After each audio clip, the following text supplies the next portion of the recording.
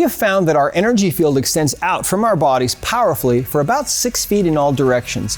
When information surfaces from the subconscious mind, this results in readable changes in our immediate energy field, which can be measured and shown by muscle testing.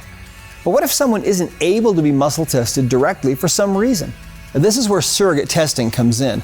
A surrogate is another person who can step in and be muscle tested in order to get answers from the subject's subconscious mind. In order to use surrogate testing, the subject must be within 6 feet of the surrogate person. You can use two different approaches. You can use self-testing and act as both the surrogate and the tester yourself, 2 people total in that case, or you can ask a third person to act as the surrogate, so 3 people total. In either situation, the surrogate doesn't have to touch the subject. Being within 6 feet is close enough to receive a strong reading in energy changes.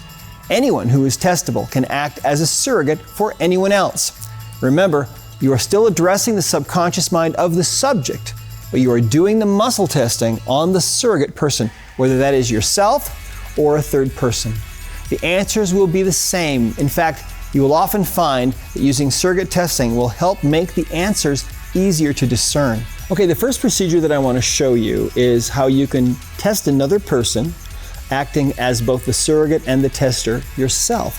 Davian here, who's 8 years old, who's volunteered to assist us today, right? Yes. So the first thing that I would want to do is make sure that I'm testable myself. So I would ask, I would say my name is Brad, that's strong, my name is Brad. If I say my name is Bob, that would be weak, okay? Or I can say yes, and that's strong, or I can say no, and that's weak. So I'm testable. Now what I want to do to make sure that I am going to be able to test him correctly, first thing I want to do is make sure that I'm within 6 feet of his body.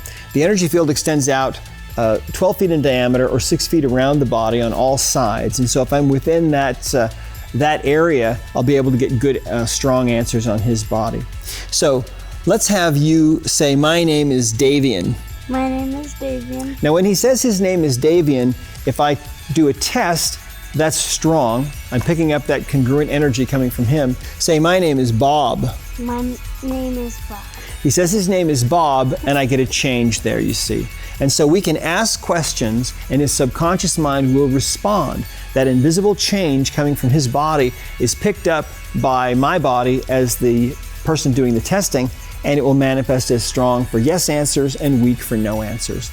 So that's how we can test another person. And by the way, you can do this same kind of testing with someone who is in a coma or unconscious, or for animals. So this is how you would actually test your dog or your cat or your horse, etc. The next kind of testing that I want to share with you is called surrogate testing with another person.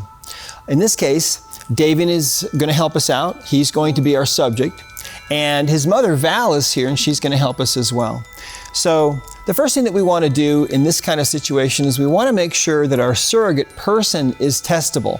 People can be temporarily untestable, and let's take a look here and we'll see if she's testable. Say, my name is Val. My name is Val. Okay, and if I press down on her arm, she's nice and strong. Say, my name is Bob. My name is Bob. She says her name is Bob, that's incongruent, and so that changes her energy, and she's weak. That means she's testable. Good.